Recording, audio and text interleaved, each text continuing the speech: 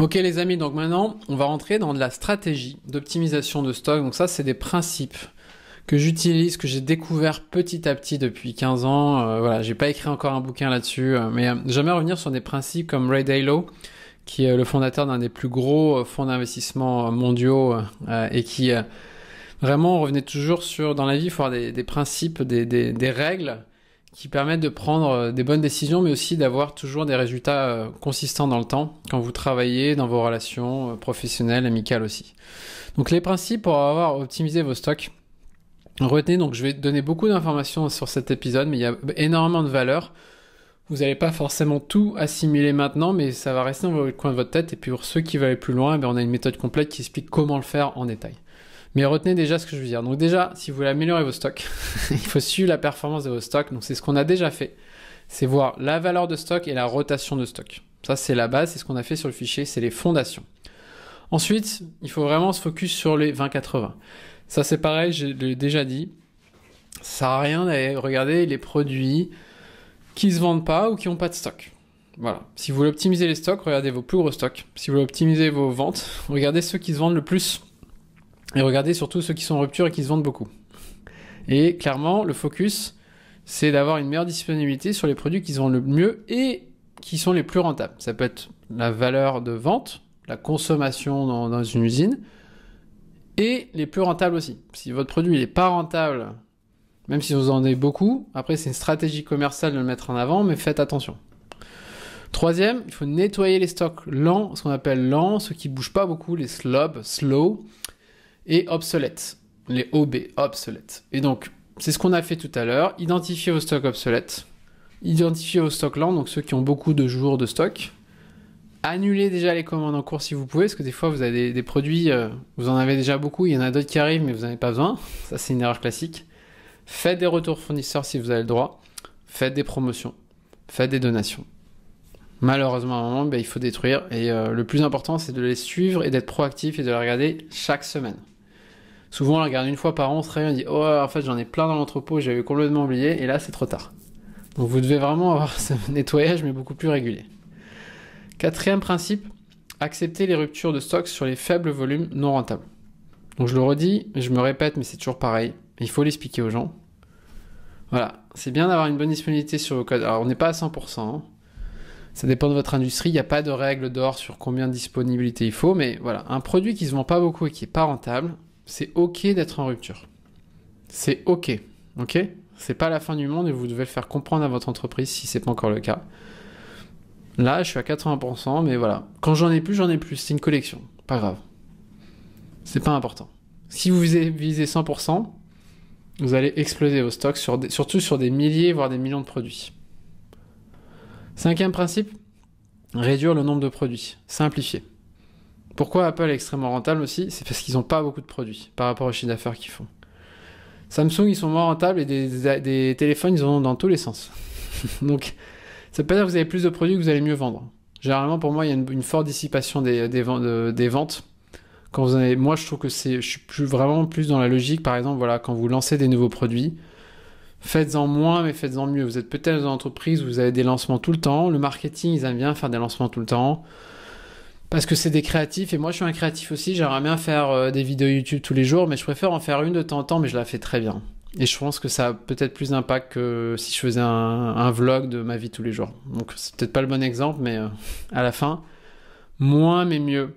Moins de produits, moins de lancements. Et si on regarde iPhone, depuis des dizaines d'années maintenant, plus de 10 ans, ils lancent leurs produits le même jour quasiment chaque année. Donc c'est extrêmement simple dans l'exécution avec les mêmes produits.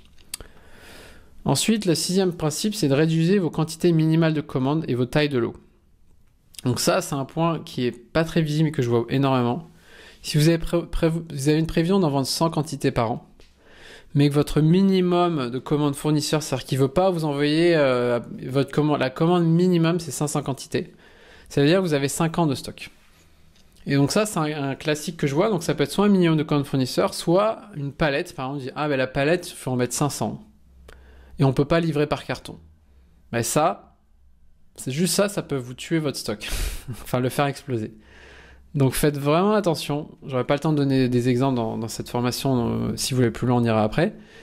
Mais les tailles de lot, ça peut être mortel pour le stock de vos entreprises, surtout si vous avez plein d'entrepôts et que vous en envoyez partout. 7e principe, réduisez les délais. C'est très simple. Plus vous avez un délai long, plus vous avez un risque. Si vous devez commander dans 1 an, vous ne savez pas ce qui va se passer. Donc vous devez commander plus. Donc la formule, elles ont toujours un délai, stock de sécurité. Donc plus le délai est court, moins vous aurez de stock, parce que moins vous aurez d'incertitude. Si vous pouvez commander le recevoir dans 1 heure, vous n'avez pas besoin d'avoir plein de produits chez vous. Donc réduisez les délais, réduisez et stabilisez les délais. Un délai c'est très long, c'est pas que le transport, c'est aussi le temps pour passer la commande, le temps pour l'expédier, et des fois il y a l'informatique, de l'emballer, d'attendre, de le transport, peut-être de la douane, du transport encore, de la livraison, de l'attente avant de le recevoir. Donc il y a un délai total et donc voilà, gardez juste en tête que si vous réduisez les délais, vous allez réduire les stocks. Ensuite, un autre point, le 8e, on a bientôt fini, centralisez vos stocks. Ça veut dire quoi? Je vois beaucoup d'entreprises, elles ont trop d'entrepôts, trop de points de stockage. C'est-à-dire qu'elles ont plein d'entrepôts, elles disent « Ah, je veux livrer en moins de 2 heures. » Donc on a dit qu'il faut réduire les délais, mais il faut faire attention aussi. Si vous avez, à chaque fois que vous avez un entrepôt en plus, vous allez avoir des minimums de commandes, vous allez avoir de la déperdition, vous allez avoir des erreurs de gestion de stock. Et donc le but, c'est vraiment de simplifier. Et donc, si vous avez trop de stock, même si vous perdez un peu en temps de transport et en coût de transport, généralement, c'est toujours mieux de simplifier et d'en avoir moins, mais mieux de centraliser. Si vous aviez 3 frigos chez vous, il y aurait essayé d'avoir les mêmes quantités. Un pot, par exemple, vous allez avoir 3 pots de moutarde, 3 frigos, pourquoi pas. Enfin, c'est peut-être pas le bon exemple, mais à la fin, vous m'avez compris. Réduisez les points de stockage, le nombre de réserves, etc. 9e, c'est d'avoir une stratégie contre l'incertitude de la demande. Vous avez des produits qui sont très stables, comme le papier toilette hors pandémie, ou la baguette de pain. Vous avez des produits qui sont très instables, comme les parapluies qui se vendent que quand il pleut. Donc le but, c'est vraiment d'avoir une stratégie contre l'incertitude de la demande. Vous voyez, c'est entre ce produit-là, qui est assez prévisible, et celui-là. Vous n'allez pas avoir les mêmes stocks de sécurité. Et donc derrière, il y a toute une stratégie. Moi, je ne vais pas vous donner toute la stratégie aujourd'hui, mais clairement, l'idée, c'est de prendre en compte déjà cette incertitude. Et donc, vous pouvez aller explorer, si vous voulez plus loin avec nous derrière, ce qu'on appelle l'analyse ABCXYZ, où en gros, on ne va pas classer seulement en fonction des quantités vendues ou du volume, mais aussi sur leur niveau de uncertainty, en anglais, c'est le niveau d'incertitude. Et on va avoir une matrice entre les volumes et l'incertitude qui vont permettre de définir différentes stratégies. Donc gardez ça en tête, ça ne veut pas dire que les produits ont la même quantité vendue, qu'ils ont le même niveau de sécurité. Ça dépend aussi de leur incertitude et de leur profit aussi. Pareil que sur la demande, il faut aussi avoir une stratégie contre l'incertitude des délais fournisseurs notamment. On l'a vu ces dernières années, il y a beaucoup de problèmes logistiques, des fournisseurs qui ne livrent plus. Vous avez une moyenne, mais derrière, entre la moyenne et le reste, 40 jours, mais ça peut être 80, voire 120 jours. Donc là, c'est pareil. Il faut avoir une stratégie contre l'incertitude des délais. C'est-à-dire qu'il faut déjà mesurer les délais, mesurer leur niveau d'incertitude, et en fonction de ça, avoir un niveau de sécurité en fonction de leur incertitude. S'il est hyper stable, vous n'avez pas besoin d'avoir de sécurité. S'il est hyper instable, il y a besoin d'avoir une sécurité ou d'accepter la rupture. Donc ça, c'est vraiment des principes que je vais vous mettre en tête. Gardez-les, c'est vraiment hyper important. Et ensuite, le dernier, si vous voulez vraiment avoir une gestion de stock efficace, il faut tout automatiser. Et moi, mon métier, ces 15 dernières années, ça a été de tout automatiser. À commencer sur Excel, puis à un moment, je dupliquais mes outils sur Excel sur des ERP, des systèmes. Mais il n'y a pas de secret, hein. Si vous voulez, c'est trop compliqué en gros de gérer les stocks à la main. Donc vous devez mettre des formules qui ne sont pas toujours très compliquées pour pouvoir en gros, optimiser vos stocks et vous concentrer sur les exceptions parce qu'il y en a toujours, mais l'humain n'est pas capable. Les gestions de stock, c'est assez logique, c'est très logique.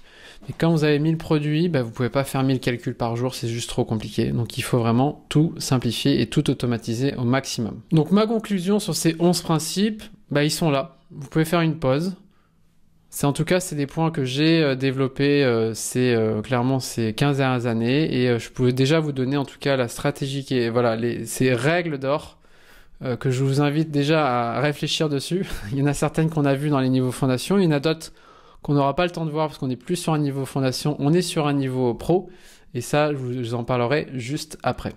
Voilà, j'espère que vous avez apprécié cette vidéo extrait de nos cours. Et si vous voulez beaucoup plus loin sur le sujet, eh bien, j'ai une masterclass gratuite sur la gestion de stock, sur comment concrètement réduire les surstocks et ruptures.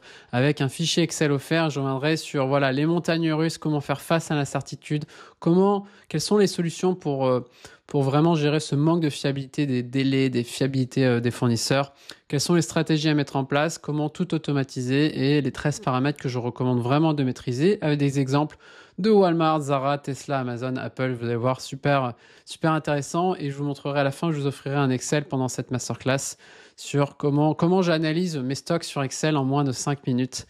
Donc ça peut être extrêmement efficace et pratique pour vous. Donc vous avez les détails sous la vidéo. Et pour information, je propose aussi des masterclass sur mes sujets préférés. Autour de comment gérer et mesurer votre performance, les bons KPI, les bons dashboards, comment générer des prévisions plus fiables avec l'expert d'Amazon et encore une fois, à chaque fois un fichier Excel offert. Comment tout automatiser sur Excel, je reviendrai sur des exemples concrets avec Power Query qui est super simple et efficace.